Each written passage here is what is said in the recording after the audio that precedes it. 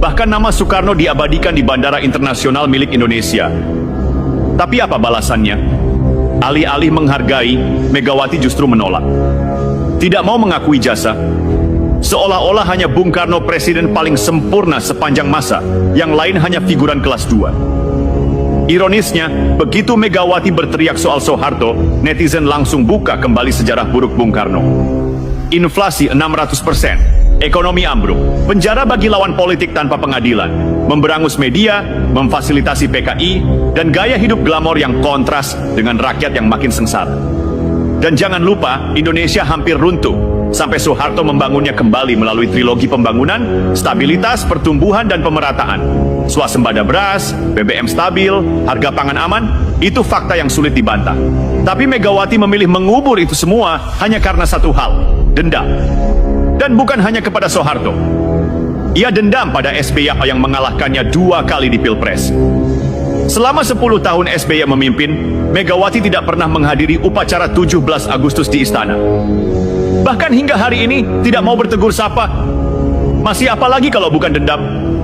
Padahal lucunya SBY lah yang menetapkan Bung Karno sebagai pahlawan nasional tahun 2012. Tapi apa Megawati berterima kasih? Tidak, justru pura-pura lupa. SBY tetap elegan, Jokowi pun begitu. Tapi Megawati tidak pernah lepas dari pola lama, musuhin semua orang yang tidak nurut. Jokowi pun dimusuhi, dianggap pengkhianat hanya karena tidak memilih Ganjar.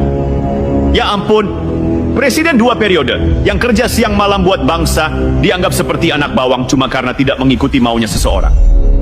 Dan hasilnya, rakyat mulai muak.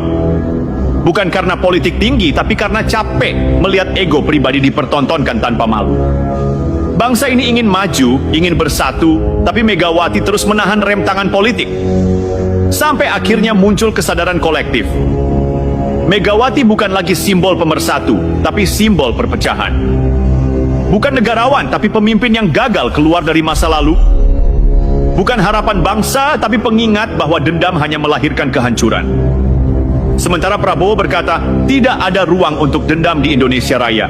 Megawati justru berkata melalui sikapnya, aku tidak akan memaafkan siapapun yang tidak tunduk padaku. Dan di titik inilah rakyat mulai memberi label baru. Megawati sebagai wajah keterpurukan politik nasional. Semakin keras ia mempertahankan dendam, semakin cepat ia tenggelam dalam kubangan yang ia gali sendiri. Kehilangan wibawa, kehilangan dukungan, kehilangan arah, dan kini kehilangan simpati bangsa. Karena bangsa ini sudah dewasa, karena rakyat sudah melek, karena era